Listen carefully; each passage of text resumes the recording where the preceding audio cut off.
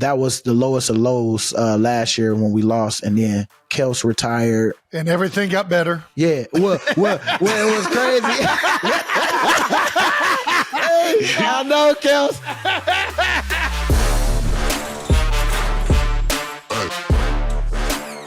Welcome back to New Heights, ladies and gentlemen. A Wondery show produced by Wave Sports and Entertainment and brought to you by HBO's The Last of Us. Season 2 premieres Sunday, 9 p.m. on Max. How about that? Anybody been watching White Lotus? Season finale was last night, Trev. Oh my God, I think I'm two or three episodes behind. Season finale. I'm not gonna lie. Don't tell me.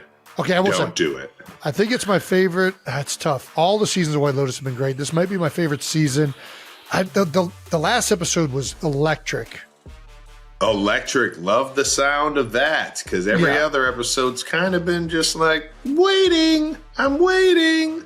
Well, there's a lot that happens this episode. There is a lot that happens. It might have been, I don't know that it's very good. It's very good. I don't even want to say anything negative about the show because the show's fantastic. Zip it. Well, I'm glad you're enjoying White Lotus, and I can't wait to watch it. But season 2 of The Last of Us premieres on HBO Sunday, 9 p.m. on Max. We're your hosts. I'm Travis Kelce. This is my big brother, Jason Kelce, out of Cleveland Heights, Ohio, Cincinnati Bearcat alum. Shout out to all the Bearcats down in the NFLPA golf outing that brought it home for the Cats. Oh, yeah, Sauce Gardner. That's right. Sauce, well, I don't know. Sauce is getting his swing right. I don't know if he was the reason why we won. He wasn't carrying it? Yeah, my guy Sauce, he brought it home, though. He brought it home. That's all that counts, man. No, the Bearcats brought it home. And make sure you guys, the 92%ers, subscribe on YouTube, Wondery Plus, wherever you get your podcasts, and follow the show on all social media pages at New Heights Show with 1S.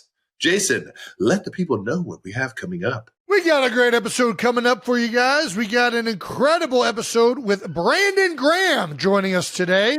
Yeah. That's right. We also are going to reveal the winners of the New Heights March Madness Bracket Challenge and answer some of your no-dumb questions. All right, now. As opposed to what we normally do, we're going to get right into it. We're going right to BG. Let's get it. Philadelphia Eagles legend and icon. 5'5".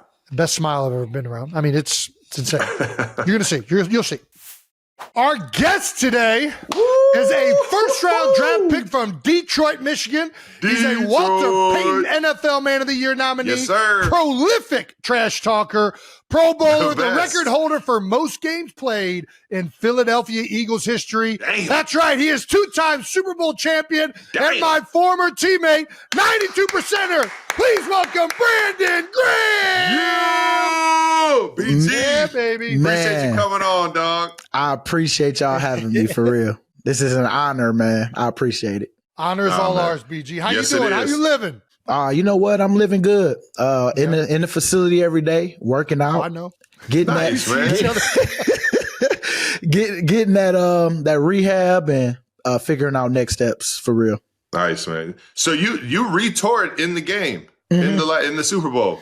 Man, you're an absolute warrior, dog, for going back out there and finding a way to make it on that field. And congrats again. I know we talked after the game, man, but I can't say enough about how fun it is to play against you, because I respect you so much, and how much trash talk you're always one of the best competitors, and you back up your shit talking. And it was always fun seeing you on the field, man. So congrats on a great career, brother. Man, thank you, man. It's definitely gonna be different, but I'm excited for what's to come, because as you know, I can figure out a way to trash talk in this era too. This day and age, yeah. Keep that time for the kids. By the way, how the kids doing? Man, you know what? Baby girl's doing good. Gymnastics is the queen for her life. Yes, and nice. And right now, baby boy is all over. He got baseball, just started opening day yesterday. That's what I'm talking. Yeah. There we go. Yeah, it's cool. And he love it. You know, he got some lacrosse. He's playing with second graders now. He's in kindergarten. But what? But he don't like lacrosse, but he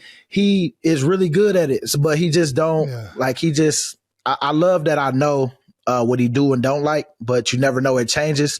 But to see him, even though I didn't grow up on lacrosse, seeing how it's played, the rules and stuff like that, it's kind of cool to see him do his thing. And then of course flag football is one that he liked because he's been around football.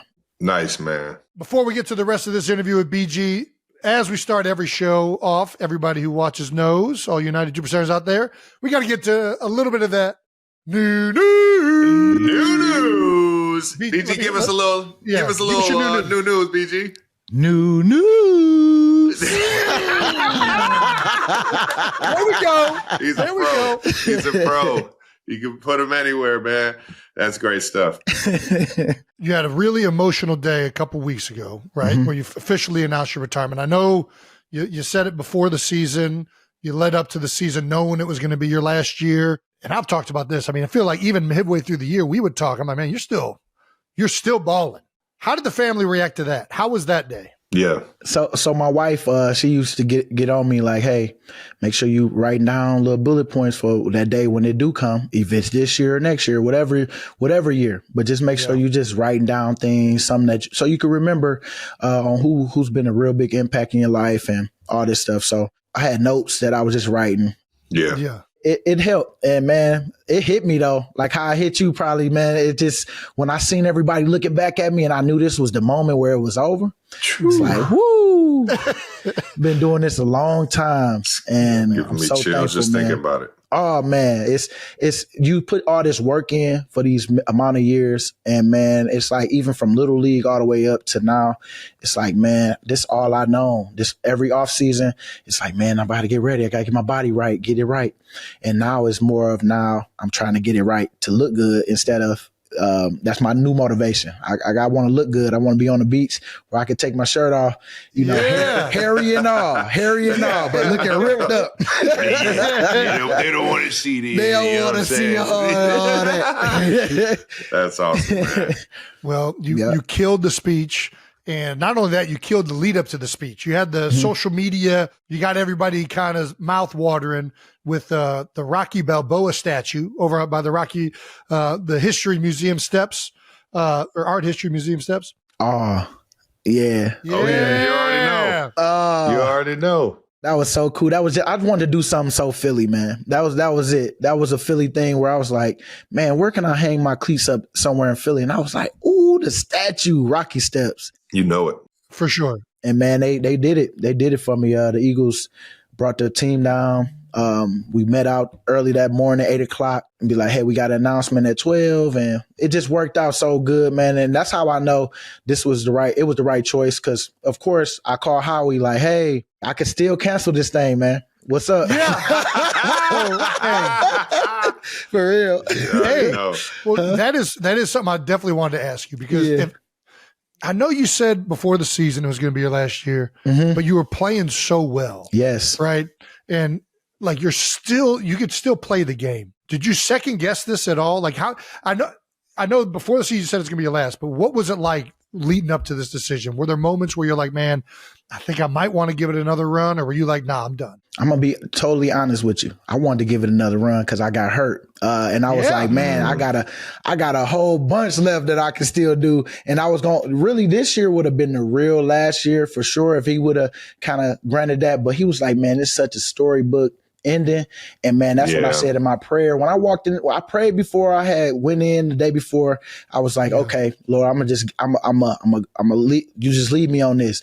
And when I walked in, I was like, I'm gonna put it in his hands. If we don't come to a conclusion that we can do it again, all right, I ain't even gonna fight it. So when I walk in, he like, BG, like, what you want to do? I say, man, what you want me to do? Because you know my heart. You know my heart. You know my heart. And he was like, BG, this is such a fairy tale ending, man. I can't let you, man. Like really you gotta go out on top. And when he said fairy tale, I was like, all right, Lord, I'm done. I didn't even fight it after that. And so I just felt like a weight was lifted off my shoulder when it happened. And I was like, okay, I don't have to fight no more. I ain't got to fight no more. Cause man, I had this chip on my shoulder for so long on like just people like what you said, man, like I'm a bust and all that stuff. I carry that every year as motivation. To go out there and make sure I'm working. But my family for sure was, my biggest motivation. But that was one that I always was like, man, how we don't want to get rid of me? And you kind of play that game in your head. And that's why you train hard and you go hard and make them sacrifices that that's hard to make, like eating food and all that stuff. because you want to look good, all that. No doubt. I'll tell you what, man, 15 seasons, 218 games. Bro. You shut all those 2-time Super Bowl champions, you shut all those fucking doubters up or anybody that had anything to say, man. What made you love fit? But you got to tell me, you're Detroit guys, so you're from that blue collar, that tough area. What was it about Philly that year in, year out made you stick around? Because it was always, it was an up and down roller coaster for you. See, year in, year out, you've had multiple different coaches pull through. Like, what was it about the city and about this organization that really made you want to be there as an Eagle your entire career? Well, stripping that ball on Brady, man, that helped me out a lot. Because I didn't like in Philly at first, man. I'm telling you, like Philly fans was so tough, man, and it just wasn't everything I wanted it to be. But like you say, coming from Detroit, being a fighter, not knowing that, hey, this your first real adversity is like, how you going to fight back? And so I think for me, having like guys like Trent and having guys like JP in my head, like, hey, man, like if Chip Kelly wants you to play special teams, go play special teams. Be the best at it, man. Like, no sense of crying about it, because I used to be like, man, I ain't never played special teams when Coach Reed was here, and now I got to do this, play all four. And it was an opportunity. And so I even still use that story today for the guys, because, man, once I really had my mindset of, man, I'm going to do it, it turned into something that I didn't even know that it would turn into, where I'm on kickoff and them boys putting 2 or 3 on me because I'm running through the wedge, and whoever was the one that I ran through, they needed 2 people. And so, so it became that, like, you know, and man, it was all mindset with that. And then I think it took my career to another level, because I had some adversity that I went through. I conquered that by my attitude. And then look what happened, man. Now after games like, BG, man, our special teams coach was like, man, we need to go ahead to block 55 on kickoff, because he coming down running through. You know, you better get your chin strap buckled up. You know what I'm saying? Put your mouthpiece in. So I was about to say, you're an Eagle favorite for a lifetime now, man. You gave them happiness that they never experienced in their life twice. Mm-hmm. And you even threw out the first pitch of Saquon the other day. Did you practice before you went up there? Were you throwing the ball around a little bit? They didn't let us. I did one in Michigan, in Detroit. My only one I did before I actually did that one last week. And man, they didn't let us go in the dugout and throw. We just had to. And I had the trophy in my hand, and I had to throw it. So it made it even like, man, we want to get the pick for the trophy, and BG, you got to hold it. Because Saquon was like, I ain't holding it. I'm going to let you hold it. Because he was more worried about getting the ball over the plate. So I was like, all right. But I didn't. I just kept it high. There you go. And floated it in there. In there. Mm-hmm. Yeah, that's what I should have did. I decided to try and throw a heater. You see Travis is up there from the mound. No, nobody should ever see that. They from should the just mound, delete though, that. huh? From the mound, like an idiot. Yeah, with no practice. When I tell you I haven't thrown anything since my pick in 2015 to the New York Giants, I spiked it right in the ground, man. It was terrible. Oh, man, they laughed at you, huh? Forever. Yeah, I got my redemption, though, in KC a few weeks after that. Okay. I got a chance to go back in KC, so I did it right in KC, but in front of the hometown, I felt like a jamoke. I know that was Cleveland. Yeah, it's bad. Yeah, that's the bad. Brandon, you're only the second defensive player we've had on the show, actually. Yeah. Second defensive lineman, too. Yeah, you and Chris Jones. As someone who has defended quarterback sneaks, what is your opinion on the banning of the tush push potentially? I think it's kind of, I don't want to say soft, but it is, because, man, ain't no way I will show my hand to say, man, they need to stop this because we can't stop it. It's like, no, because if everybody could do it, like as we know, you got to have the personnel for it first. Then you got to work the technique in practice. And like we do, we just got a good thing that we got going. And it's like, stop it, man. Ain't nobody got hurt on it. If anything, you come out from under the huddle like, oh man, I gotta get ready for the next one. But that's football though. That's what we do. Yeah. I mean, it's big grown men up front that you got to push. And if I'm not strong enough, it won't happen. But we got a strong O-line, and I'm sorry, it's a little soft in my opinion, but it got to get voted. And I hate that we hear, something that we created, but people don't like because they don't want to see it because they can't stop it. Let me ask you this: if you could ban one NFL offensive play outside of the tush push, what would you ban? Ooh, one play outside of the crack toss. Get that up out of there. Ooh, like I tell them, boys, hit me in my face, boy. Hit me in my face. I'm flanking every day. I'm flanking. I'm sneak attacking the whole time. Oh, yeah, I know. If that's the one, you just made me think about it because, you the one that come right on the side. Time. It's like, boy, how you going to get me like that? Yeah, I'm very sneaky. You got to sneak attack you, man. You are doing something about children's books in the last bit of the news. That's right. BG.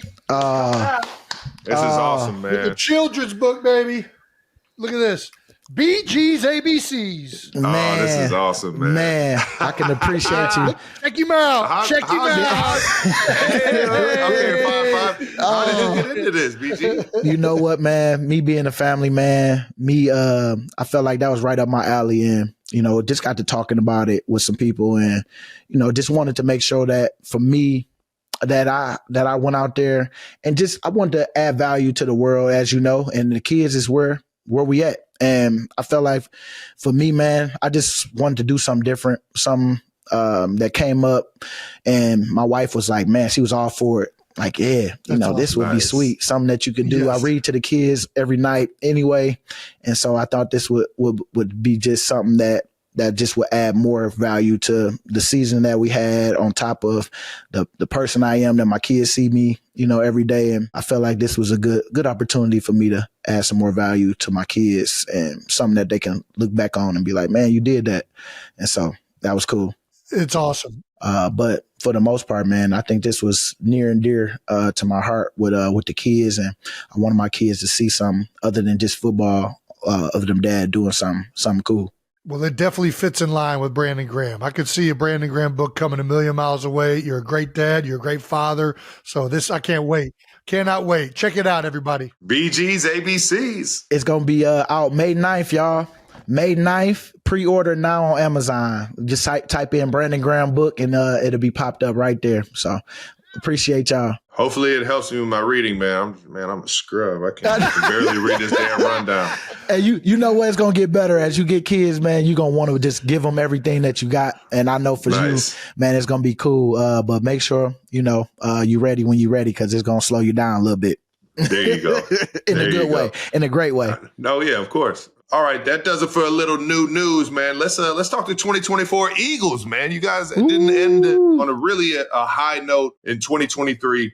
So coming into this season, are the expectations always Super Bowl or bust, or is it just like, what were the expectations coming into the season in terms of in the locker room? What were you guys talking? Well, we was at the lowest I felt in a while that we've been, especially coming off a season after we lost to y'all. That was tough. That was tough when we lost in Arizona. But coming off that year, we just it was a lot of excitement coming back because we had a lot of guys from that team. But the lesson for me was when you got to replace coaches. That was pretty tough because we had Desai come in, then we got some other people that came in, and everybody. I feel when you have a certain amount of time, as you know, to get everybody on the same page and to be able to, as a D coordinator, to come in, teach his scheme, and you have to be able to pass the message from coach to player, and the players got to be able to receive it. It's just the timing of everything really didn't fit with the type of team we had and the expectations that was coming. But I felt like that was the lowest of lows last year when we lost, and then Kelce retired. And everything got better. Yeah. Well, it was crazy. I know, Kelce. I feel so bad, man. You guys got a little bigger on the offensive line. It opened up some doors, didn't it? It opened up some doors. Oh, man. But, it was a lot of expectations from this year just not repeating, from last year. And so when Vic came, I think Vic was able to hire other coaches that he had that he already was familiar with. So that worked out perfect because the DB coach, he came in, man, he already knew Vic. D-line coach, Coach Clint, knew Vic. I mean, Watts is a great coach already with us. So we've been together for a while. So we already knew how to work with him. And then, yeah, man, it's about how you working together and how you relate a message and how you teaching it. And I think Vic was real tough early on. And man, he was tough as far as like, he was like Swartz to me, which I like is I'm not your friend. I'm here to do my job. I'm here to do my job. And then if we build to that, eventually you break them in, you know? And so I felt like we was going to break them in one of these days. And man, when he came in saying some of the lingo that some of the guys say, oh man, you knew you had him. You knew you had him. You knew it. Cause, we was rubbing off on him in a good way. Cause he was so tough, man, early on. And he just thought we sucked. You know, he just like, man, you guys last year, y'all don't work hard enough. And he said that openly, but I think as we gained his trust and his respect after as just going through everyday life with him. And by the end of the year, our goal was to get him a big smile. And that was when he held that trophy, man. And I got that picture on my phone where he just got holding it up awesome, and smiling. Let's switch it up a little bit to the offense, though. What was it like adding Saquon from your perspective? Yeah, what was that? What were those first couple practices like with a workhorse like that? Man, when you see him hitting the hole and just know, like he ran to the zone every time. Like every time in practice, he always run to the zone. And so run to the zone. What's end zone? I'm sorry, he ran to the end zone. Gotcha. He finishes everything. Yeah, he finishes. He finished everything, and they always got somebody in for him. He finished everything in the game too. You hand him that ball, he's going to find a way to break away. See, people don't understand when you get running backs like that know how to train for those big gains. They know they have the home run legs and the stride and the ability to separate once they get to second level. If they take that practice seriously, it just translates to the game. And I feel like almost every single game he played, we saw at least one in the second half when he had already ran for 100 yards. And it was just so impressive. And sure enough, in practice, he's taking every single run to the house. He wore people down. I mean, I got to give Stoutler his credit always, man, because it started with him. He's the technician as far as keep staying on the offensive line, making sure that, as Kelce know, that you guys are working the technique right over and over and over, and you can't get bored with the details. And so you see Stout all the time, just always on, always thinking next level. And man, it just worked out so much for him this year, especially adding Saquon. He was the ace in the hole for us that we've been needing, just because, man, getting him, you need a home run hitter like that. And that boy was wearing people out. Like you might have got him in the first half, and if you did get him that second half, he ready for the big one. Right. Mm-hmm. And I can remember the Saints game when he hit that home run going up the middle. Well, it's almost like the same play, that counter play. Boy, woo, them boys. I wouldn't want to see none of them boys coming my way like a Jordan Mailata on a pool.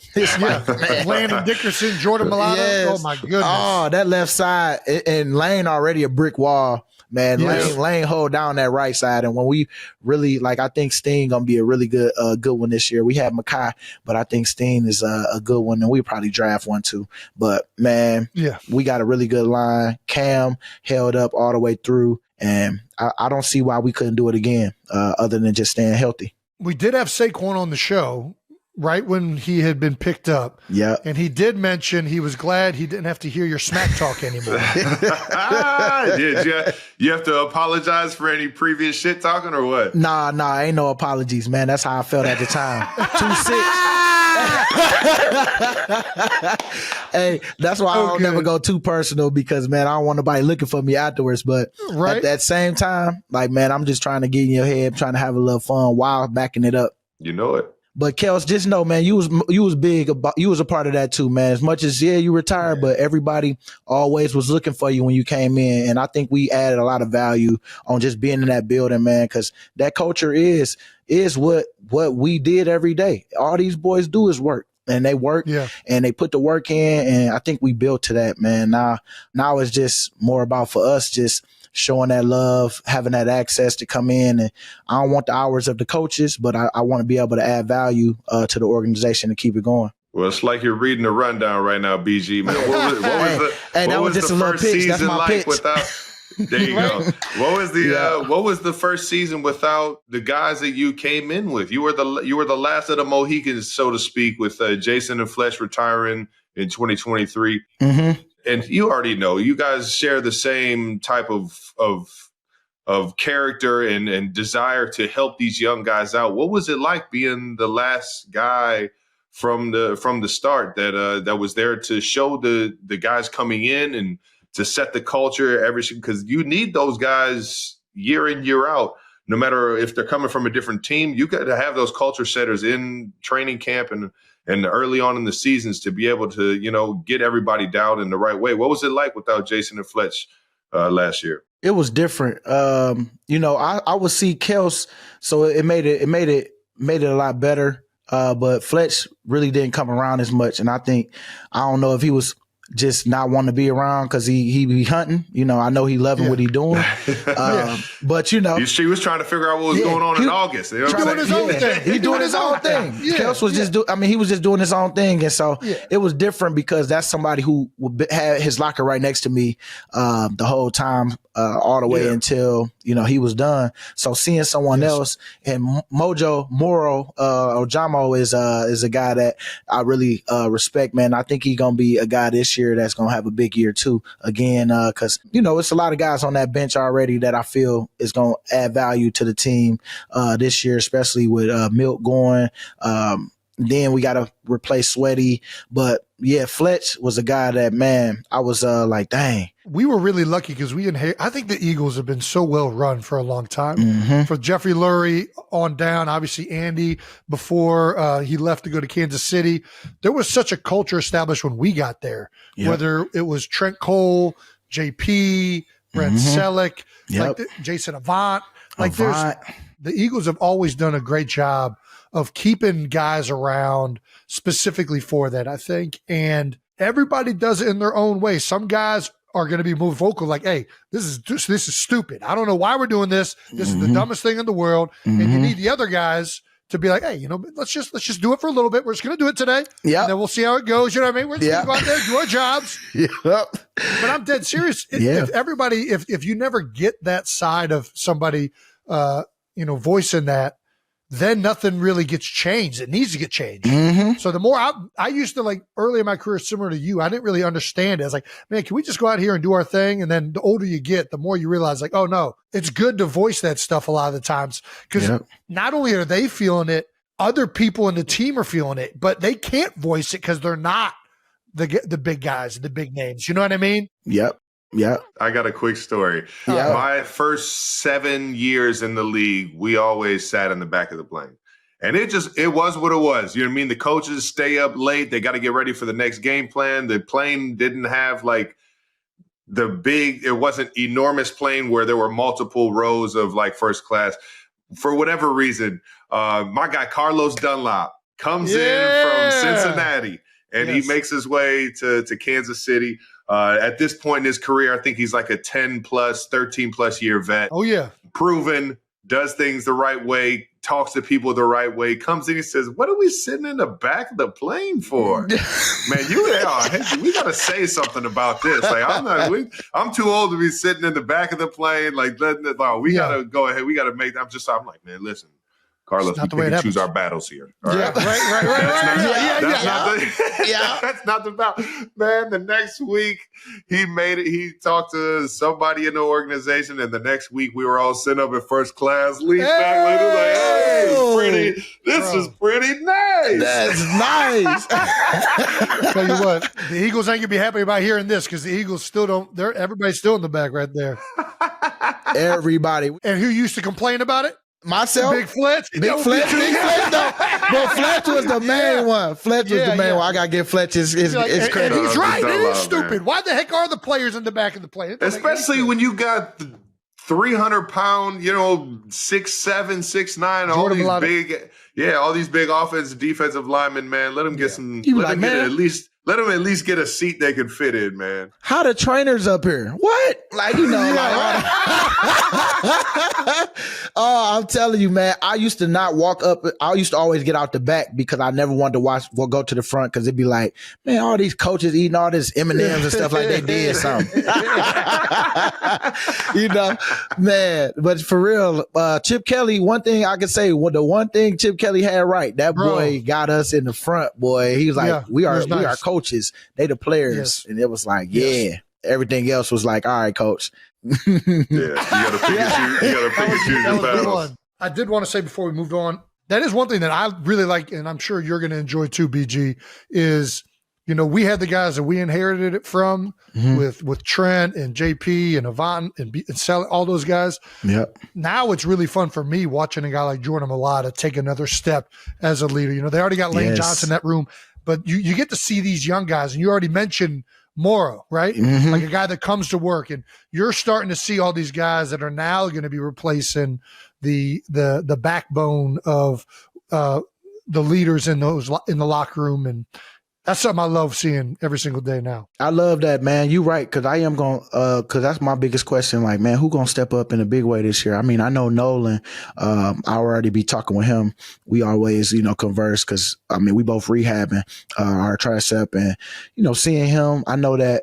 I'm like, man, it went from not even my room because I wanted Sweaty to feel not the pressure. I want him to be able to voice his opinion, be out there, man. It's your room, man. Like, I'm just here. Yeah, I'm the vet, but if you need me, I'm here. But we listening to you. We seeing you every day because you the starter. This your team. And now I'm Nolan. It's like, man, you the one. You the one now. When the guys come in. He stepped up too, man. He did, man. I'm proud of him. A lot of strides, man. He gave me fits in the game. It was interesting because the play in the run was always the knock. It's like, he's lighter, and how's he going to do it? And man, he would cut pulling tackles trying to kick him out. He's got heavy hands, man. He's setting the edge. Oh, he got a heavy hit. And I mean, no gloves too. Like, that's the thing, man. I got much respect. Bro, put some gloves on. I ain't got no respect. Why you not wearing the gloves? Hey. Who you trying to impress? Hey. We all know your hands are going to work just as good with them gloves on. And they're going to, like, I don't know. You right. Cause I don't like this, like, oh, I'm too cool, I don't wear gloves thing. It's only an advantage. Put the goddamn gloves on, all right? Yeah. When that ball coming and that thing's sticky and it's sticky and it got you. You know, but I'm with you, Kelce. Jason's hilarious. But yeah, he raw talent. Thanks to our presenting sponsor, HBO's The Last of Us. Hey-o, HBO's biggest series, The Last of Us, returns with a new season on Max. Jason's fired up. I am. 5 years after the events of the first season, Joel and Ellie are drawn to conflict with each other in a world even more dangerous than the one they left behind. How about it? CNN calls The Last of Us exquisite, fully realized, and worthy of the hype. Based on the groundbreaking video game, the Emmy award-winning HBO original series, The Last of Us, premieres April 13th on Max. And listen to the official The Last of Us podcast wherever you get your podcasts.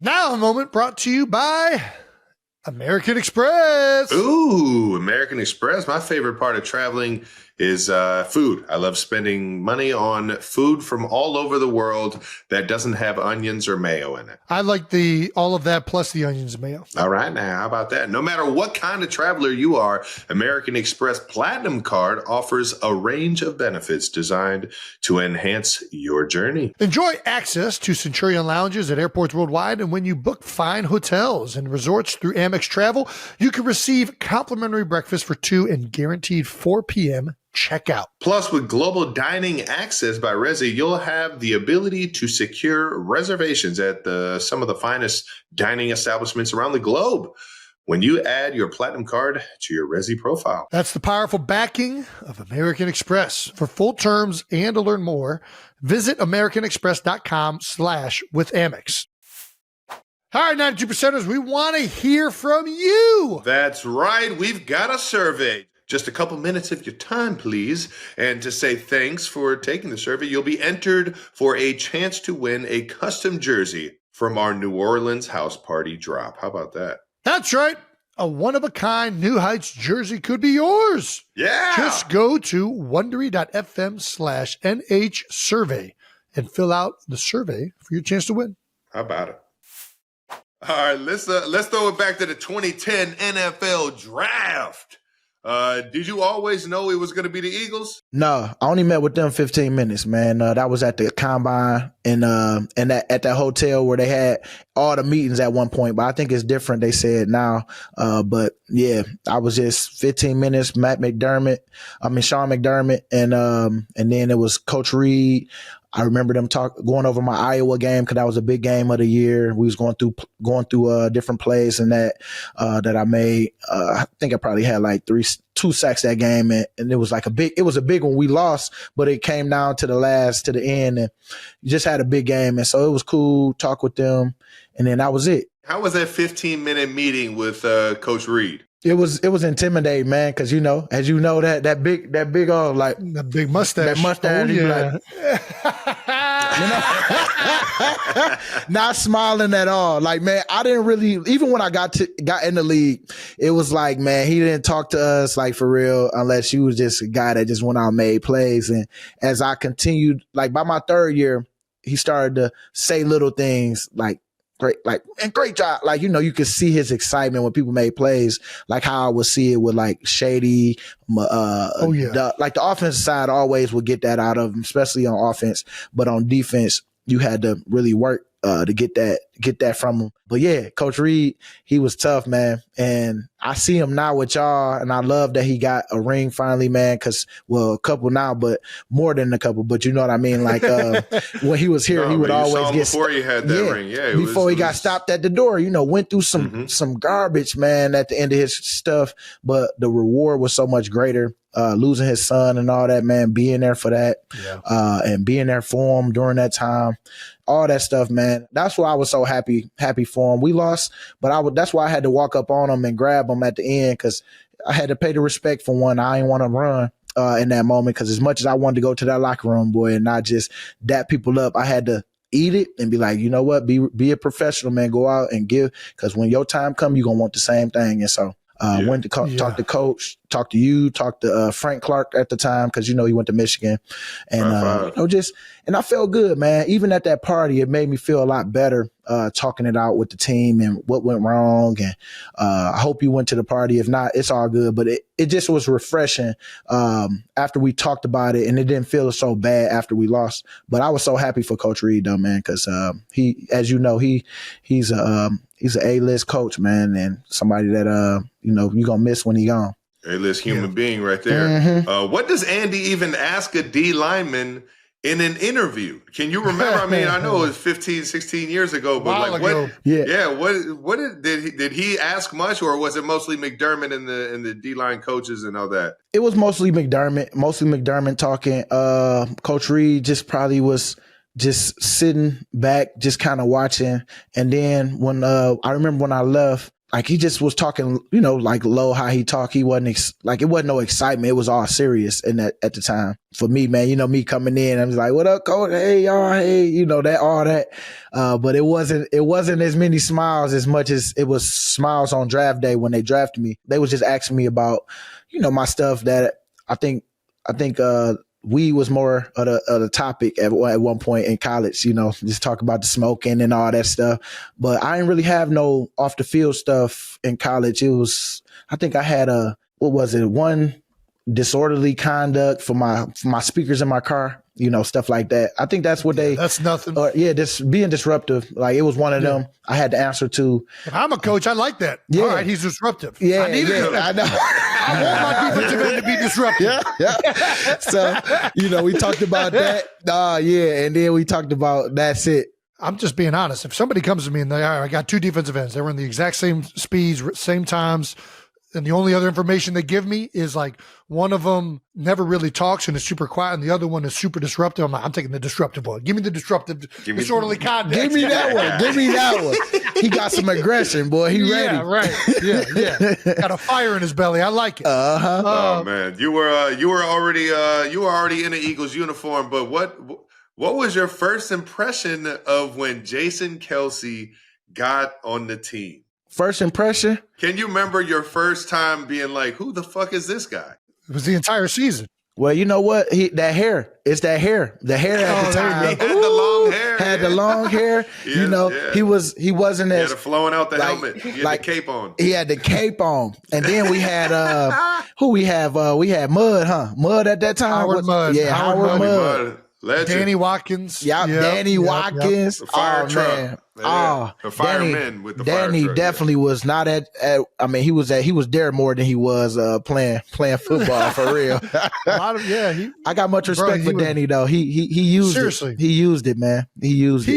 He, at the end of the day, Danny he wanted to be a fireman instead of a football player more. Yes. There ain't nothing wrong with that. I respect the hell out of fireman, right? I respect it. Now, it's pretty crazy he got drafted in the first round and then, having that mentality. But, I just saw something a couple years ago. He saved somebody's life being a fireman. Like, hey, Danny doing his thing. Hell yeah, Danny. Yeah, Danny is doing his thing, man. I mean, he found his niche for after. I remember my brother telling me that Danny bought a fire truck, like one that they weren't using anymore, and was just riding around the city. And I'm like, Jason is just going around hammering beers, riding around Philly in a fucking fire truck.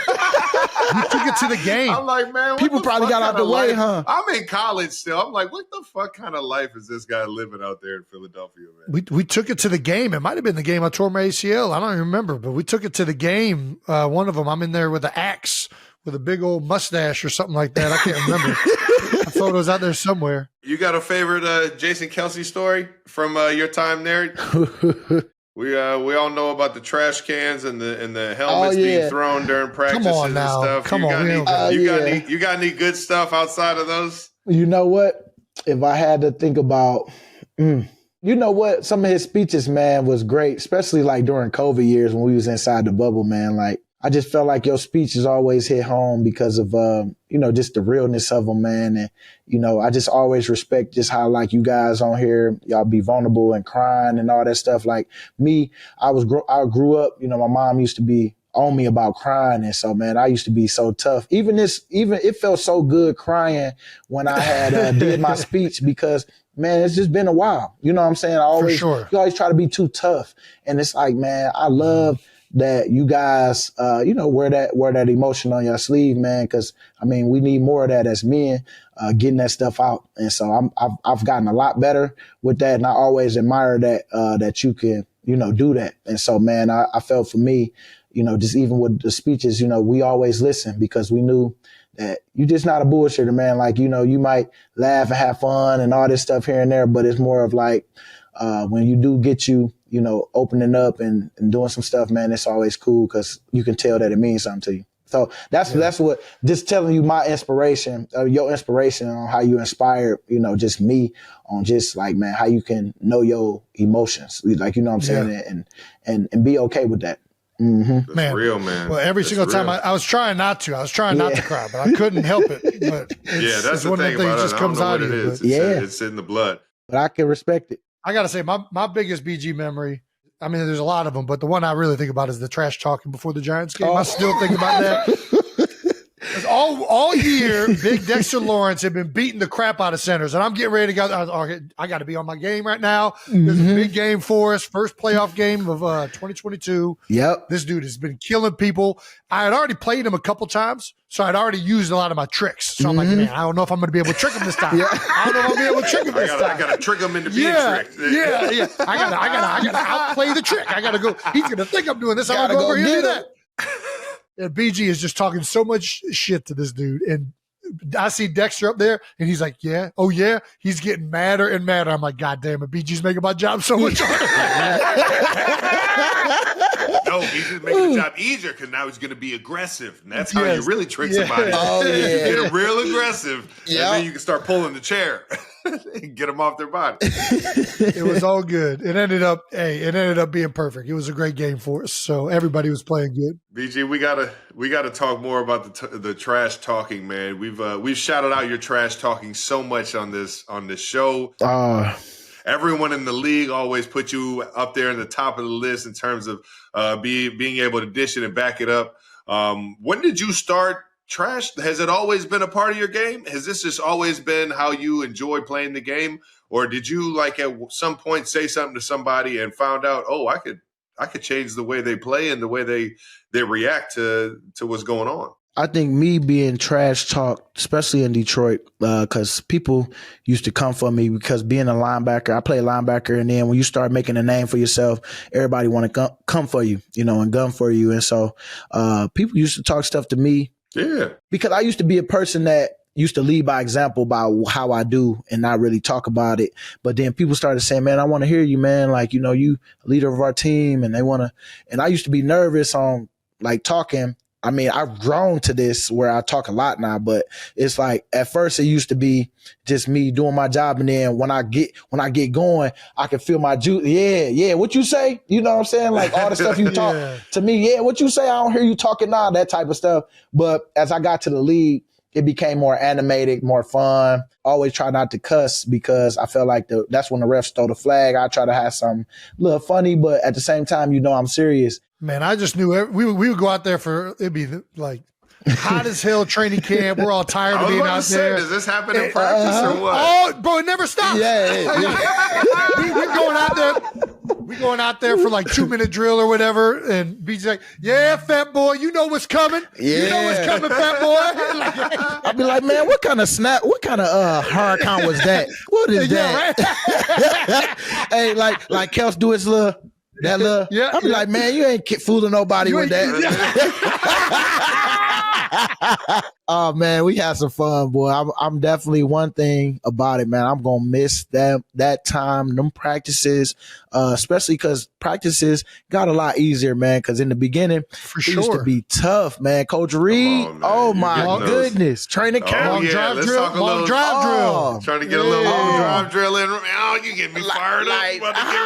You about to get ready for that. We got to see who tough on our team. First weekend when we get them pads, Coach Reed, boy, when we was up in Lehigh, he wanted to see who was going to quit and who was going to be the people that, was going to be the people that we was going to take for the team. And man, we used to do 9-on-7. Right. Yeah.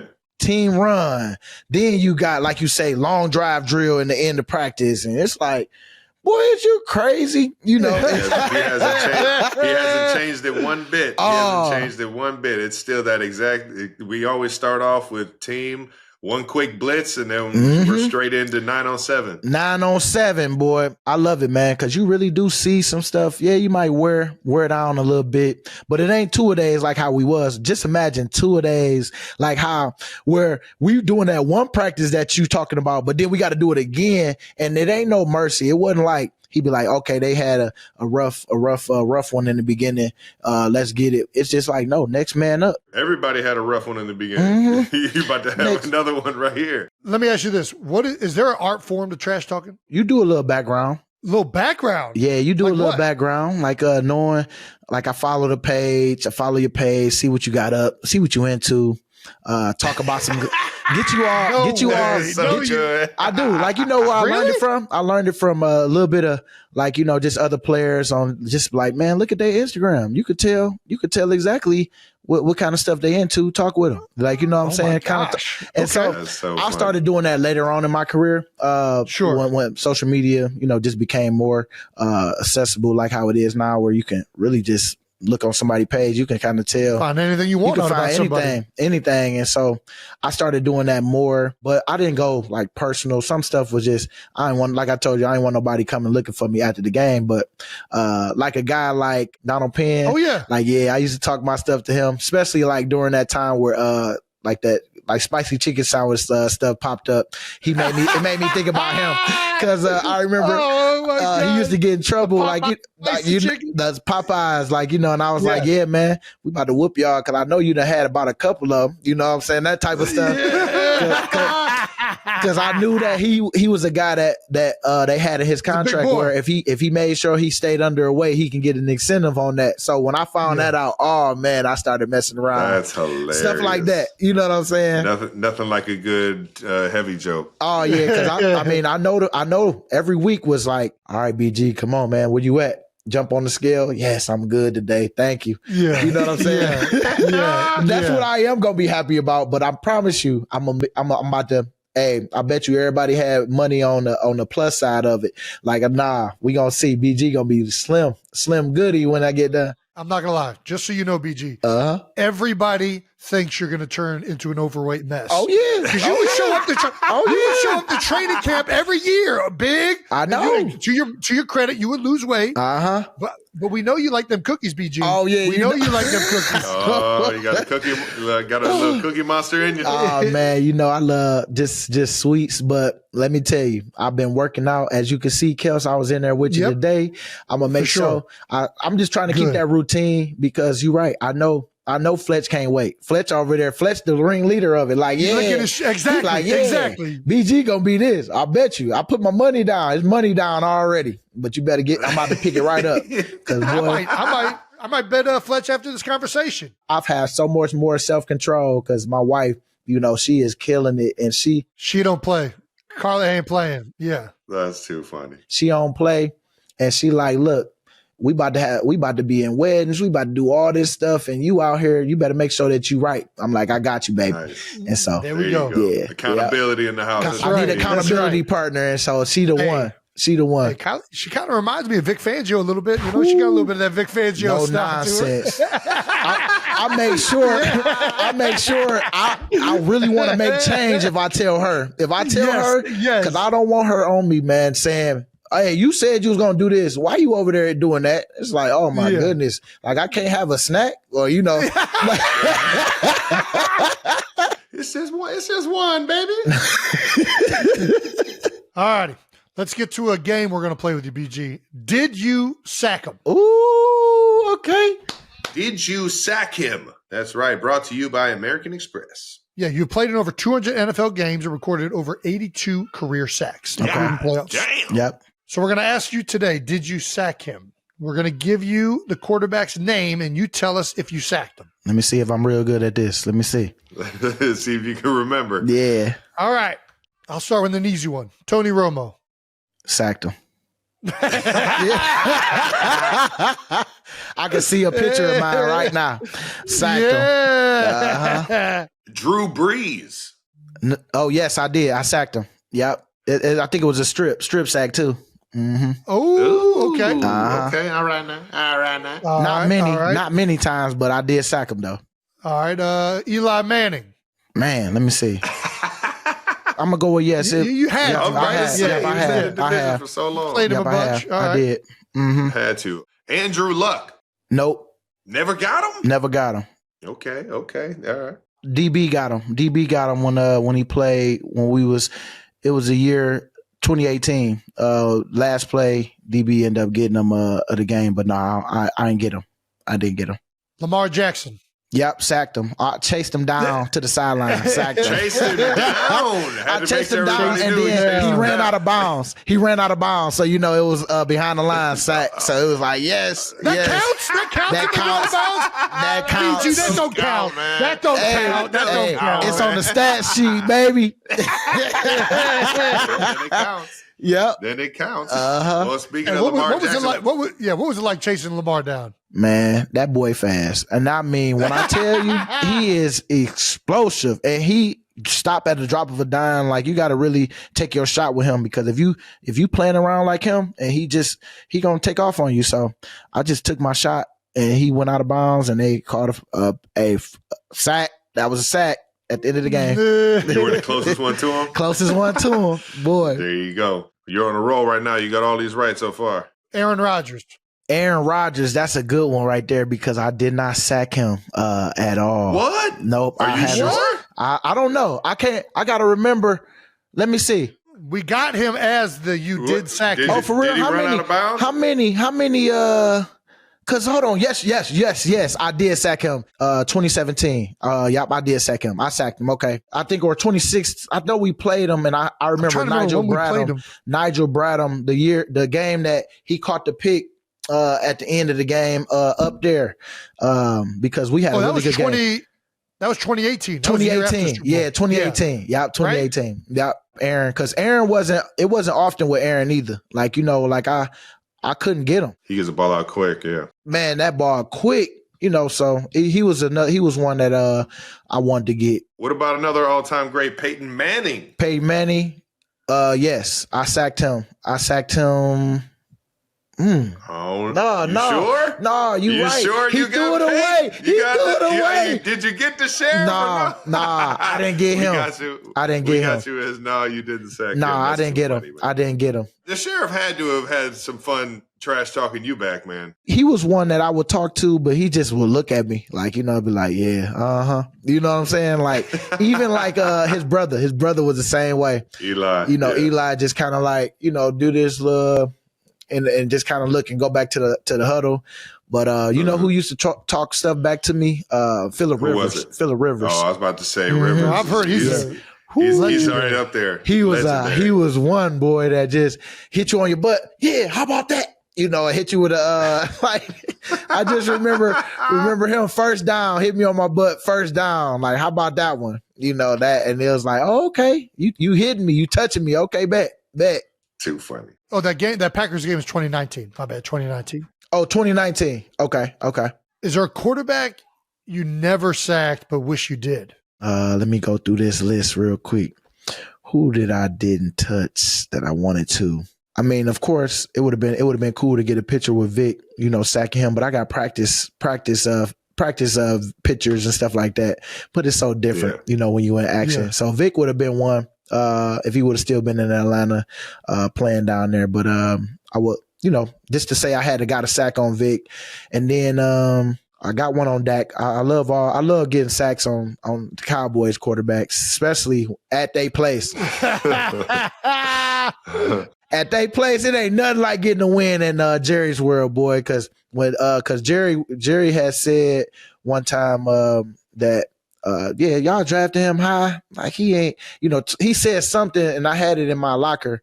I wish I'm gonna get the words if I can find that article, and it just talked about me going high. I would have had him near if it was my pick or whatever. And so I was like, okay. And so I always me being with the Eagles, and yeah, I noted that, and that's why I kind of started building that not even, I wouldn't say hatred, but that rivalry with the Cowboys. That excitement to play. Excitement to play, with them. Mm-hmm. Who's the hardest QB you've ever had to like a chance to like tackle? Who's the hardest QB to bring down? Cam. Big Cam Newton. Or Ben Roethlisberger. Ben Roethlisberger. Yeah, Ben Roethlisberger. He was a slippery He was slippery. Yeah, I got to say Ben. He was a slippery big guy, man. Mm-hmm. That's too funny. Cam he's a juggernaut, man. The guy, he could have played any position on the field, let alone how great he was at QB, man. Getting that dude down. I remember watching one of the first games of this. It might not even been the first game of the season, but when he was playing for Auburn and how he was running around, I was like, I'm like, man, is this stiff arms and all that stuff, man? It was just like running through, over, around everybody. His extension on just like, his whole body. I ain't want to, say something, be like people say pause, but his length, I would say. Big dude, man. And Ben was slippery. So if I had to say my sacks against Ben, I never took him down. It was more like the end of the whistle just blowing because you got him. That type of sack. Trying to wrap him up. Yep. Mm-hmm. Too funny, man. Yeah. And that was Did You Sack Him? Brought to you by American Express. Pretty good, pretty nice. You were all right. You got a little shaky there, but you did good. You did good. You nailed it. Nah, he was a little. I was a little like I couldn't remember. He didn't. Aaron Rodgers. He finally came around to it. Peyton Manning too. Peyton Manning. Yeah. I thought I got him. It was good though. That was pretty good. It's hard when you got 82 of those things. Oh man, it's hard. I want to definitely get all of them on the USB so I can go back to it and watch them. I'm gonna get Pat Dolan to do that for me. Make me a USB. I'm sure Pat's gonna be happy about that one. He'll be excited about it. I'll give him a shout out. I'm gonna give him a shout out. Let him know when he do it. Tell everybody, yeah, Pat did this for me. Gotta love it, man. Thank you to our partner, Allstate. Yeah, some people just know they can save hundreds on car insurance by checking Allstate first. Ooh, like how to check the parking meter first before leaving your car there. Like how to check your calendar first before making plans. Yeah, like to check your alarm is set first before going to bed. Like to check if the oven is on first before putting food in it. Checking first is smart, so check Allstate first for a quote that could save you hundreds. You're in good hands with Allstate. Savings vary subject to terms, conditions, and availability. Allstate Fire and Casualty Insurance Company and affiliates, Northbrook, Illinois. This show is sponsored by Liquid IV. Ooh, this stuff makes staying hydrated super easy. And it's all thanks to their fancy LIV Hydra Science technology. Visit liquidiv.com and stay fueled for a long day with sugar-free hydration featuring the new Raspberry Lemonade Hydration Multiplier. Get 20% off your first order with code NEWHEIGHTS at checkout. Whether you're grinding through long work days, crushing it at the gym, or spending hours under the hot sun, Liquid IV's got your back. We've got your classics like acai berry and lemon lime. Those are always solid choices. But get this, they even have pina colada. Break the mold and own your ritual. Just one stick and 16 ounces of water hydrates better than water alone. How about that? Ready up for a long day with extraordinary hydration from Liquid IV. Get 20% off your first order of Liquid IV when you go to liquidiv.com and use code NEWHEIGHTS at checkout. That's 20% off your first order with new code NEWHEIGHTS at liquidiv.com. We got to our final section called We Gotta Ask. We're going to ask you a bunch of rapid fire questions. Okay. You don't have to answer them. You can tell us to fuck off, but we are going to ask them. Yeah. Now that Lane is alone of the core four that we've been nicknamed, I guess, who does he miss most out of me, you, and Fletcher Cox? I gotta say Kelce, because Kelce in his room and he know you, he know you on a deeper, because being in the room is so different, man. Like it makes it different. It makes it different. Getting cussed out by your coach and how you respond to it is everything. Well, then how about this? Who does he miss the least? If I had to say, he gonna miss. Ooh, that's a good one right there. Yeah. So I'm gonna go with my boy Fletch because he mad at the world right now. Fletch mad at the world because that Super Bowl, man. I told his butt to come on back. I thought he was, though. I thought he was going to come back. Who are you telling, Jason? I'm not mad at nothing. I'm happy. I don't want to play in that game. I was done playing football. I know. I'm at this point now where I'm with you. I'm with you, Kels. Like, I'm getting to that point of like, man, it's over. It's over. It's cool. Like, you know what I'm saying? Like, it just I had my time. I had my time. And you know, the next thing is I got a week to get my locker cleaned up. Like, that's what Greg just gave me, a week before I'm moving in to the next. It's because OTAs are starting and they need that locker. Yeah, they need that locker. So it was sad today when I heard it. He told me like, hey man, I'm giving you that week notice. I know you already been cleaning it out, but I'm gonna need it. I'm gonna ask Howie, you know, if it's if I can extend you a little bit, but if not, you know, you just got a week. And I'm like, all right, bet. You know, and it kind of hit me like, dang, boy, I've been here 15. Damn. You know, now it's like, but I'm happy though. I'm so happy that it's over. The stresses of it is over. But yeah, go ahead. Keep the questions coming. Favorite Great Lake? Oh, I'm gonna go Lake Michigan. No! Come on, you grew up right there. Oh yeah, I can say Lake Erie. You right, Lake Erie. But come on, man, that's what we share. When I went up to Lake Michigan, it was like, ooh. Yeah, it's a little more beautiful. Which one would I rather swim in? Yeah, I'm gonna go Lake Michigan. No, for real. That's the one you going in. I ain't swimming in Lake Erie. Yep. Or Lake Huron. Huron is cool too. Jason, you can ask this question, Jason. If you could detach any body part, what would you detach? If I had to detach any body part, or I would just say, you can put it back on. Oh, okay. You can take it off and on. Probably one of my, like a foot or something like that. Like, you know, just kind of take a foot off. Take it off. What would you do with it? Put it up and go to bed, you know, and then put it back on.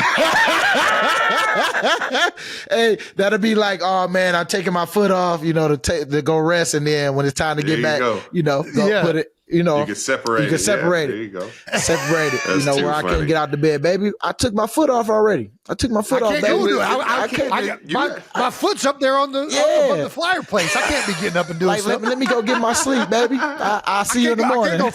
I can't go fold these clothes right now. My foot is over there. Yeah, that's a good one right there. I wouldn't. I don't know. I mean, I wouldn't do nothing up here because this is where you know, I feel like with that. But if I'm chilling and I want to have an excuse, I do something with my lower leg. All right. Too funny, man. Now that you're retired, is Big Dom still on your favorite call or your Yeah, your call list, your favorites list. Oh yeah, I'm gonna always be that because I gotta make sure that anything that's going on in the city, I want to know about just so that I can know where not to go. Yeah, because Philly, in the beginning of my career, some certain places that I just go eat or just like I just wanted certain cheesesteaks. I'd be like, "Hey Dom, is this cool to be over here?" You say, "Yeah, you all right during the day. Just don't be over there hanging around." Say, "All right, bet." I'm gonna go get some food over there real quick. I'm gonna be in and out. Man. I'm gonna be in and out. Boom. So yeah, Dom was always a good. He always gonna be on the favorites. You got to talk about your time at Ann Arbor, man. I was actually at one of your spring ball practices as a recruit. That's crazy. And when I tell you that there was no chance I was ever getting a scholarship to go to Michigan to play quarterback, I was actually in the QB room while guys like Chad Henne, Ryan Mallett were going over spring ball practices. And man, it felt like every single play was double post to Mario Manningham. It was crazy. I was just sitting there listening to the lingo. It was crazy being on those practices, man. The prestige and the history at Michigan, you could feel it as soon as you walked on campus. Yep. Yeah. And was that like a huge part of you going to Michigan? I did love the traditions, and I love the saying of those who stay will be champions. And it's like you start here in the back. We are the rookies. We're freshmen starting the back, and if you make it down to the front, you usually by the time you got there, you usually be a champion. And I didn't get that, but I love that slogan. I didn't get that, but I made it all 4 years. But I had Rich Rod for 2 years, and I had Coach Lloyd Carr for 2 years. Yes, my first two with him, and then Rich Rod came in, but. My only two that I really felt like I could have got there as a champion was Coach Carr, because my first year we was number 2, Ohio State number 1, and I think we lost to them. Then we went to the Rose Bowl, lost to John David Booty. That was the quarterback. Yeah. And we ended up losing both last 2 games. The one in the championship to get us a ring, and then we lost in the Rose Bowl. But that was a good experience my first year. Then the second year we went 10-2. We didn't have a chance because they got the playoffs now, but we would have been in the playoffs that year, and that would have been cool to kind of go through this type of style that they had now. But those was the only chance I had. But those who stay will be champions. That tradition that Michigan brought just from some of the guys that's been there. My dad was a big Michigan fan, so we used to go every weekend. Every Saturday he'd cut my hair, and then we'd watch the game. Then I'd go back home to my mom, stuff like that. So when they came calling, it was a no-brainer. After my junior year, I committed right away and was just happy to have that. And then all these other teams started coming out of nowhere. That's cool, man. Could the average person rush for a yard in the NFL? The average American weighs 199.8 pounds and is 5'9". Well, let me tell you this. If they can take the hit, which I think they can't, fumble. I mean, they can get one. They can get one. But you gotta hey, you have a dang on Fred Warner come get you and take your head off. Then it's like, oh, okay, you're going to rethink it. Yeah, you can get a yard, but can you hold on to that ball when you get hit? Right. That's a it. good point. We haven't heard that one yet. Yeah. Aaron Donald has said that Jason is the lineman he hated playing against the most. Who's the least favorite lineman that you've ever lined up against? Teron Smith, man. That was a guy that even at this level, it was like, what I didn't like sometimes is he liked to swipe your hand down, like, that swipe down when you bull, because I like the bull rush and catch him with the bull. And he used to swipe my hands down. I would fall to the ground. I used to call him all kind of names and be like, man, that's soft. That's soft. You out here, but he was a guy that I respect, man, because he always switched it up. When I did get 2 against him one game, it was so cool because, man, he was tearing me up in the beginning in his prime a little bit. And I'm just giving him some credit because we had some battles. But for the most part, that was a guy that I always was like, oh, man, I got to get ready. You got to get ready. Yeah, got to get ready. He was a great player. I respect that one. Mm-hmm. What was your welcome to the NFL moment? Ooh, let me tell you, I know this one was coming, boy. That boy, what's his name? Daniels, D tackle that was at the Packers. What's his name? Why can't I think his first name? D Line. I know. Exactly You know what I'm talking about. But we was on. Remember what I was telling you on kickoff? I became to create a name. I created a name for myself, and we was playing the Packers. And that year it was Mike Daniels. Mike Daniels. Yeah, Mike Daniels. He was on the wedge, and so these kids will never know what the wedge is. These guys will never. They will never know what it was like. Never know. We kicked the ball off, and Mike Daniels, like they told him, you know, he gonna be the guy that's blocking me or whatever. But I ain't care because I ain't think nothing of it. I'm running down. Yeah. We kicked it left, and they have a return right. So as I'm running right, he already went right, but he's sizing me up. And this one crackbacks was still going. Oh yeah, the old ambush block. The ambush. Boy, I turn. I'm looking at the back as I'm going this way. All I remember is just looking up. Because that boy that hit me that hard where my feet in the air. I'm going to get that clip, boy. Because I got to find this clip. Oh, we got to get that clip, man. Because on kickoff return, it was back in 2013, 2014, one of them years where Chip Kelly, where I was playing special teams and we was playing the Packers. This one they had Eddie Lacy too, because he was another one, man, that gave me a headache when I used to hit him when he was good. They do, you know, man. During that time when that boy was like moving. But man, Mike Daniels gave me that welcome to the NFL moment where it was like, yeah, that boy right there. I don't never like the next kickoff. I was down there looking like, where he at? Exactly. Put your head on a swivel. On a swivel this time. That was the first time I turned down a hit where I was like, man, I don't want to get hit like that no more. So that was that moment. There we go, Mike Diesel. Man, so that was that moment. Should blindside blocks be illegal, or should you still be allowed to do those? I can't. It like for me, I would always love it because that used to be my game too. I used to catch some people in college. I mean, high school, college. Yeah. You know, it's a great one when somebody ran their mouth and you catch them. Oh man, sit your little butt down. But now that we can't do it, and then somebody try to catch you like that, I try to talk stuff about them. But for the most part, that was what I did too. So I would have to say I would love for it to be back in the game because it brought like one of them like them highlights for real. I just don't get. They say like it's a defenseless player. Mm-hmm. What happened to have your head on a swivel? Yeah. What are you talking about? You got to defend yourself. I don't get this at all. That's the whole point of the league. It's like, man, like when you out there on that field, you better keep your head on the swivel because people was out there gunning while the play is going. You got to keep your head on the swivel. So exactly. Yeah, man, I would love for it to be back, but you know, we in this player safety league right now. So, hey, we got to do it. It's evolving. Hopefully it gets back to it, man. I got one more question for you. Which is your favorite Super Bowl? Oh, 2017. 2017. Easy. Oh, okay. Because first one? Because of that play against Brady, man, like I told you, it changed my life. It changed my You signed that picture a bunch of it, huh? Man. I still don't understand it because everybody still be coming to these appearances and I'll be like, man, how did I not meet this person? I feel like I'd have met everybody in the world, but because it's like, man, that picture right there, man, it's nothing like it.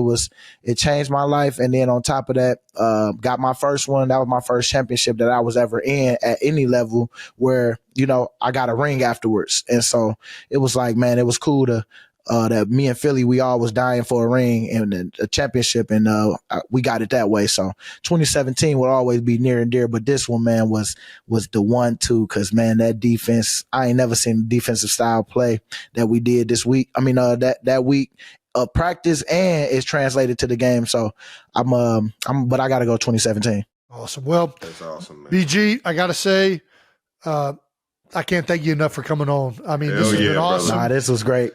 Thank you for the stories, man. That shit was amazing. This was good, man. I love watching y'all boys. I'm sure I'll see you up at NovaCare. I better see you there because I'm going to make a bet with Fletch about this weight loss thing. Let's go. I love it. Don't be eating them cookies, BG. I ain't going to be eating them, you know, periodically, man. They ain't going to go nowhere because I got these kids. These kids be like, hey, Dad, can we go get some ice cream? And you know I want some too. Yeah. So, yeah. That's right. But I ain't going to do it often. I got my, and don't forget to check out BG's book. BG's ABCs, baby. There we go. Thank y'all. Awesome. Gotta love him, man. Congrats on a hell of a career, man. I'll catch you up there in Philly or sometime soon on the links, man. We'll catch up. Okay. Looking forward to it. Dude, Brandon Graham. How about that one, baby? What a guy, man. Legend. Dude, the shit talking stories were fucking epic. Everything, the guy could tell a story too. I can't wait to see what his post NFL career looks like. I know he'll stay around the game and make sure he passes the wisdom and everything. He's just that kind of guy, man. And Philly, I don't even think they knew exactly what they were getting when they drafted him all the way back in, 2010? 10? Nice. Because I was 11. He was a year before me. Yeah, I mean, he ended up being an all-time Eagle. I mean, he's obviously, literally the all-time leader in games played. Yeah, couldn't ask for a better person. More importantly, I mean, great family man too. Coming out with a children's book, it's so like fits Brandon's what he stands for. Like, he's a tremendous person. So couldn't be happier that he came on the show, and looking forward to see what he gets up to next. Especially staying away from the cookies. It's hard. It's hard to stay away from the cookies. It is. All right, now, before we get into some no dumb questions, I got to make a little statement in the don't believe everything you read, kids category or nice realm that you see online. Some false claims were thrown out there that I was doing something in the community that I was not. And I'm not even going to talk about it specifically. I don't want to bring any more attention to that whole nonsense and article and all that stuff. But if you ever want to know exactly what I'm doing in the community, just go to 87running.org. We're always trying to get out there and get in the Kansas City communities and the Cleveland community. But, this time I wasn't doing what was falsely claimed by the social channels or the outlets posting all this AI stuff. So just wanted to set the record straight. Appreciate everybody for always trying to show love. Especially Pat McAfee is always trying to look out for the guys in the sports, guys and women in the sports world.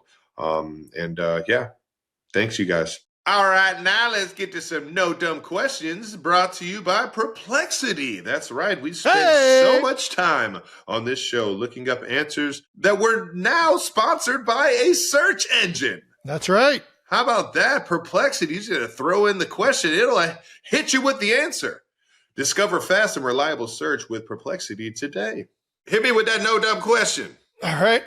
We got a voicemail coming in. What's up, fellas? My name is Noah. I'm a Lions fan, but I love the show. Okay, Detroit. Awesome. I'm 18, so I'm not a parent, but I was going to ask. 18, so I'm not a parent? Situation, what the fuck does that mean? What advice would you give to a parent that wants to teach their kid how to be better at golf? I'm really bad at golf, guys, and I need help. So you're please. So that was the weirdest way of asking us. Have a good day. Go Lions. Such a weird way to ask us to help him with his golf game. What did the water boy ask Mr. Insano? Hey, I'm Noah. I'm 18, so I'm not a parent. And I was like, the fuck, where are we going with this? He just wants to let everybody know he's the child in this. He wants advice to tell his parents on what to do to make him a better golfer, it sounds like. From two football players. Well, I mean, I consider myself an average golfer. Well, I would say first thing is probably the thing that you've already considered, and that's get lessons. Nah, you're right.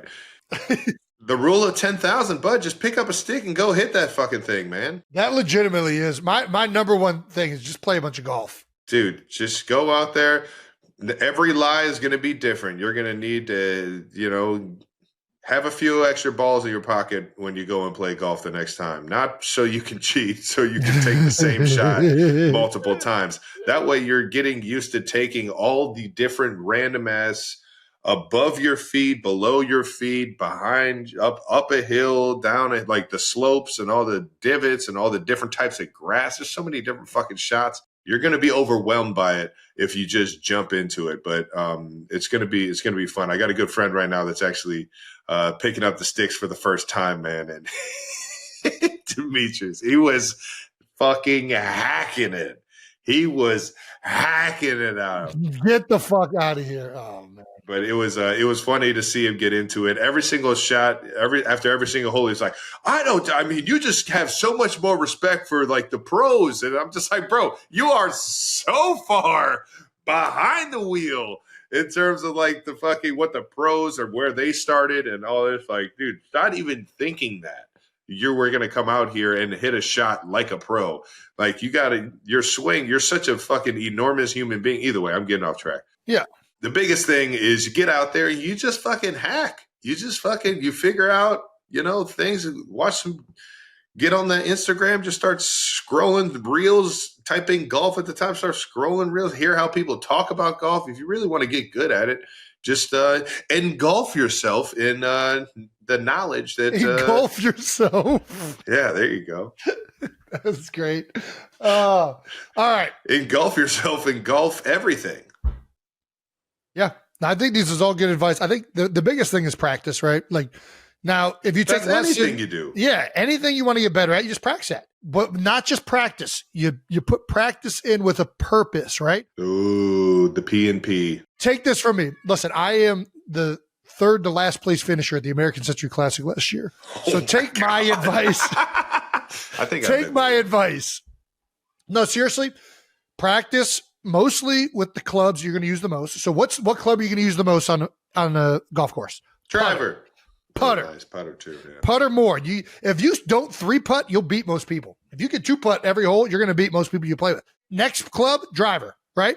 Then your wedges, okay? Get really good at those 3 things, and you're going to be a decent golfer. You're going to shoot a pretty good score. So go to a chipping green, get really good at chipping, up and downs, and then always 2-putting. Dude, you're going to be golden, Bubba. You're going to be sitting pretty. I can't wait. I haven't played golf with you forever. I can't wait. I feel like we should do one more. We have a Notum question on the New Heights Reddit page from Tanya Dixon, 212. What do you guys think about the change in the way the downs are going to be measured? Do you prefer the chain gang or the cameras measuring them? I really don't even understand this, to be honest with you. When they say the cameras are measuring them, how are the cameras measuring them? What are we talking about here? Basically, the chain gang is like a secondary measurement for first downs. Yeah, that's what they did last year, right? No. They incorporated a chip in the football last year during the preseason, and that's what it was. It was preseason. But this isn't a chip in the football. They're solely going to try and use camera technology to determine first downs. But I don't really understand how that's different than when, because obviously everybody's lumping to the conclusion against the Bills game, right? Against you guys, where it looked like Josh Allen was ahead of the first down mark. All I'm saying is, I don't think it looked like it. I think you could only assume that where the ball was in his arm, that it may have gotten, but you couldn't tell exactly. Well, I think there's a lot of people that think you could tell. And I think there's a lot of people that think you couldn't tell. All I'm saying is I think this rule is here by and large because of that play. But I don't know how this is different. Like, they still looked at that play on replay and saw where the ball went. So I'm just confused. I guess I don't really understand how they're measuring the first downs with the cameras and how when they replayed them upon challenges, I don't know. I think this is just a big Sony endorsement. I think it's just everybody's going to be talking about Sony Hawkeye virtual measurement system, and this is just like a big plug for Sony. God damn, you're right, aren't you? Why else would they fucking give it a Sony Hawkeye? It's not a conspiracy. You're 1,000% right. I mean, it's not even a joke. This is how conspiracies work, ladies. No, it's not a conspiracy because there's no fucking chance it would be called the Sony Hawkeye Virtual Measuring System. It just is. The only reason that is a thing is because Sony paid out the ass to have this as a fucking thing in the NFL. How did I not see this coming? You're hilarious. It's so true because they would have never put Sony in front of it. Yeah, well. They don't say hey, all these cameras are brought to you by LG camera system that fit. No, this is 100% a fucking. I got him going. I can't believe this. I mean, I love the chain gang. I don't know why. I like that it's there. This super way outdated version of measuring first downs. I'm against the Sony Hawkeye virtual measuring system simply because it's called the Sony Hawkeye measuring system. Like, don't fucking sell me Sony and your fucking measuring system. Just fucking say, hey, we got a virtual measuring system now. Oh, cool. I don't need it to be called the Sony Hawkeye measuring system. What are you going to be selling fucking t-shirts? What the fuck are we naming it the Sony Hawkeye measuring system for? It's the Sony Hawkeye virtual measuring system, Jason. They probably created the technology. I digress. NFL, sorry if I blew your cover, but also sorry to the Chain Gang guys, man. We'll miss you. Well, they're still going to be there. This is only Chain Gang is there as like a secondary option. I do want to know what this technology is because I'm still confused. Like, what does the Hawkeye measuring system, virtual measuring system, do exactly? Probably see through people. It's virtual, so it's like we can like turn people into video games. It's X perplexity. The system uses multiple high-performance cameras, up to 10 positions strategically around the playing arena. These cameras capture the ball's movement in three different angles, from different angles. Triangulation. It's a good word to use if you want to sell some shit to somebody. Sounds like something that they used in like every 90s or 80s movie, like action movie. We triangulated his coordinates to over it. Triangulation. The captured video feeds are processed using triangulation principles. What the fuck is that? It's fucking gibberish. They're killing it right now. To create a 3D representation of the ball's trajectory, data analysis. The system tracks the ball's position frame by frame, calculates its path, and predicts its future trajectory based on predefined models of the play area and game rules. Predefined models of the playing area and game rules. Hawkeye generates graphical representations of the ball's movement, which can be displayed in real time for referees and players. So I don't know what Hawkeye is doing that you can't just see by looking at the camera. It's turning it virtual, Jason. It's turning it into a video game so that they can determine where the ball actually is, aka they can see through people's bodies. Go up to tennis. Go up to tennis. So in tennis, they can see when the ball hits the line and whether it's in or out. So obviously we've all seen that technology used and it works phenomenally. It's a great technology for tennis. They clap whenever it does it. But the Hawkeye isn't determining where the line is. Like, the line to gain is established on the field in the moment. So they're going to get the line to gain from the very first set of downs. I think that's why they still need the chain gang. They need the chains to be able to be on the sideline, and that gives them like the line. It makes too much sense that this is just a Sony plug. The more I read this, the more I'm just like, so I guess they're going to go to the cameras and a human's going to look This is honestly what I think has happened. Okay. This is just an out for referees having to make this decision. All this means is they now have a camera that is going to tell you if the ball reached the first down mark, the line, or not. Okay. And that way, if the camera and the technology is wrong, nobody can fucking, like, you're not going to dispute it. Nobody ever disputes the fucking Hawkeye thing in tennis. They're just like, yep, that was in. Or nope, that was out. Hawkeye said it. And that's all we're getting with this. I don't know if this thing's going to be accurate or not, but how the fuck do you refute it? You can call it like anybody can go up there and watch a replay and be like, oh, that guy isn't looking at the right thing. I'm looking at the same thing. And that guy's full of shit. This looks like a first down. But now you're going to be looking at it and the Hawkeye's going to tell you it's not a first down. So, well, guess they triangulated it and Hawkeye found Sony wouldn't lie to us. No, they would never. Oh, man, they triangulated it. That fucking got me. All right, that does it for No Dumb Questions, brought to you by Perplexity. Discover fast, reliable search with Perplexity today. Hey. All right, now let's get to a little March Madness challenge updates. Man, oh man, what a Final Four in the men's bracket.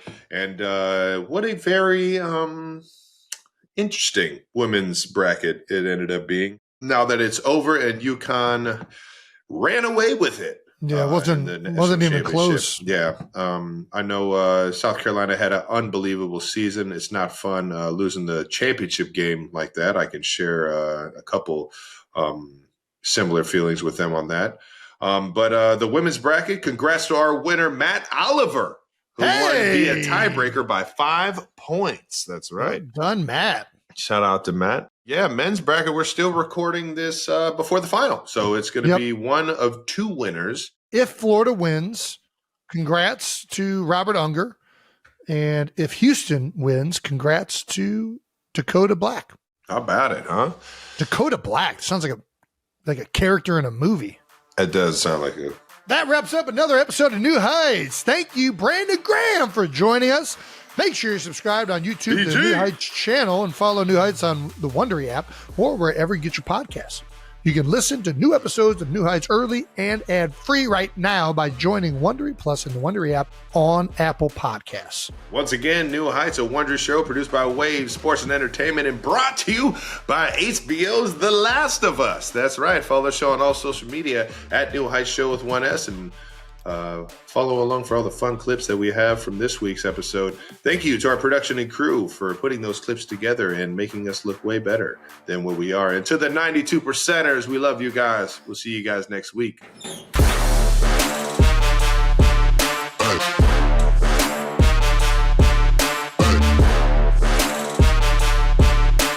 Oh, there it is. Check out that fireman photo. Look at that. Hey, that's on the fire truck. That's on the back of the fire truck. And I think that's the game I tore my ACL. I really do. I think that was the Baltimore Ravens game. Wow. Hey, Kels, man, you got to get that look back, man. That look clean right there, boy. That is hilarious. That's a good beach. I don't know if Kylie is pulling for that one. That's a good beach view right there. That's a good beach picture right there, boy. Got the sunglasses on. It looked like it's probably like got September. A lion's mane right there. Looked like it's September training camp. Exactly. It was not That's good. just funny as hell.